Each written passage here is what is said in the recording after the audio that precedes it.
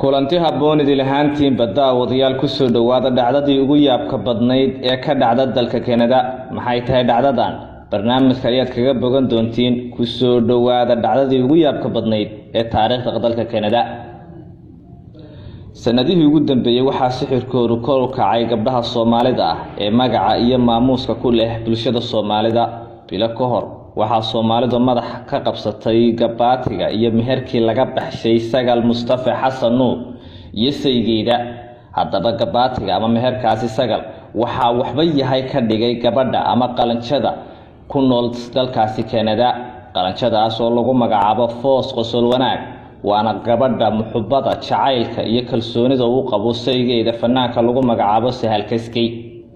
gabaatiga ugu qaalisanaana ka baxshay taariikhda basharka aadamaha ama guud ahaanba qowmiyadda Soomaalida waana Sahal Kaskey oo fanaan jacayl dartiis xaaskiisa helicopter dushiis ku mehershay marwadiisa loo yaqaano Foos Qosol Wanaag waana helicopterka lagu kireeyay saacadii $4,500 Mareykanka.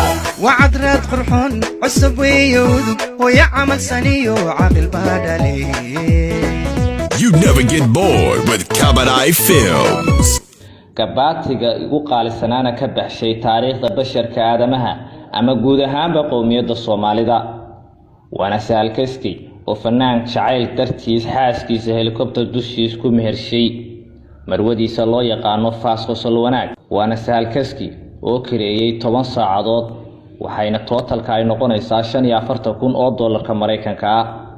waana Sahal Kaskey oo wadaadkii mehershay marwadiisa qaaliga siiyay lacag dhan $10,000 oo abaalmarina.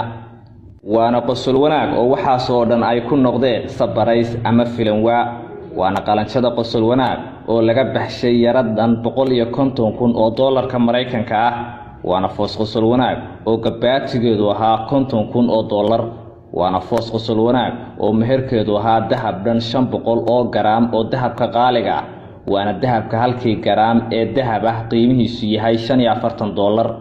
waana totalka qiimihiisu dahabka uu noqonayo $22,500 Mareykanka ah.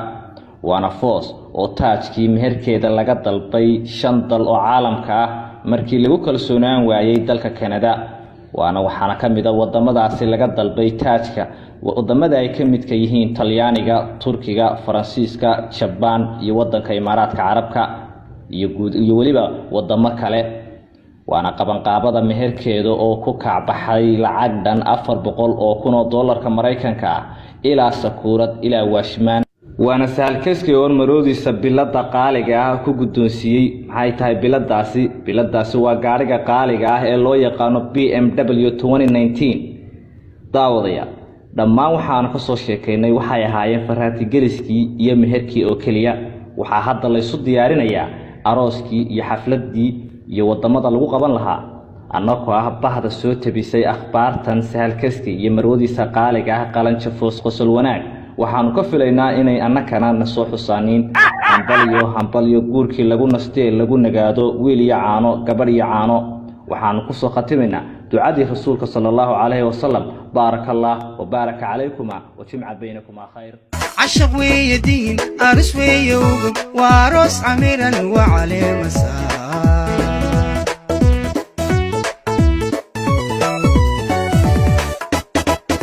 عشق ويدين عرس ويوب واروس عميرا وعليه مساء. You never get bored with Kabadai Films. وجعين عبتين العقار ليو عركم وذوك داي عركم وذوك داي كعسوسنا.